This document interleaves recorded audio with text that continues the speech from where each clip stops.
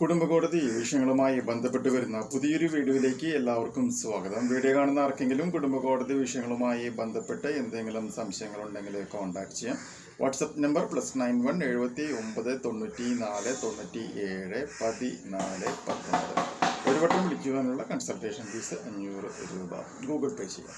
ഇന്നത്തെ വീഡിയോയിൽ നമ്മൾ ഡിസ്കസ് ചെയ്യാനായിട്ട് പോകുന്നത് ഇന്റർലോക്കേറ്ററി ആപ്ലിക്കേഷൻ അല്ലെങ്കിൽ IA ആപ്ലിക്കേഷൻ എന്ന് പറഞ്ഞുകൊണ്ട് നമ്മൾ ഫാമിലി കോടതിയിൽ ഒരു കേസ് ഫയൽ ചെയ്യുകയാണ് എന്ന് വിചാരിക്കാം. അതായത് കുട്ടികളുടെ താൽക്കാലിക കസ്റ്റഡി മെയിൻ്റനൻസ് കേസിന് വേണ്ടി ഫയൽ ചെയ്യുമ്പോൾ മെയിൻ്റനൻസ് കിട്ടാൻ വേണ്ടിയിട്ടുള്ള MP പെറ്റീഷൻ ഇങ്ങനെയുള്ള താൽക്കാലിക കസ്റ്റഡികൾക്ക് വേണ്ടിയിട്ട് അല്ലെങ്കിൽ ആപ്ലിക്കേഷൻ കൊടുത്തു കഴിഞ്ഞിട്ടുണ്ടെങ്കിൽ എത്ര ദിവസം കൊണ്ടാണ് അത് തീരുമാനമാക്കേണ്ടത് എന്നുള്ളൊരു ചോദ്യം പൊന്തി വരാറുണ്ട്.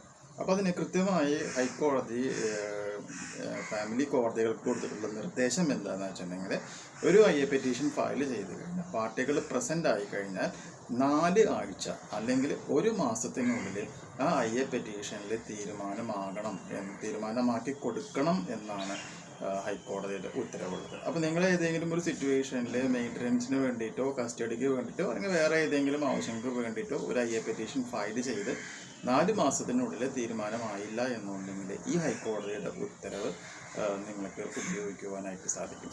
പലപ്പോഴും അറ്റാച്ച്മെൻറ്റ് പോലുള്ള കാര്യങ്ങൾക്ക് നമ്മൾ കേസ് ഫയൽ ചെയ്ത് കഴിഞ്ഞിട്ടുണ്ടെങ്കിൽ 4 ആഴ്ചക്കുള്ളിൽ തീരുമാനമാകാറില്ല.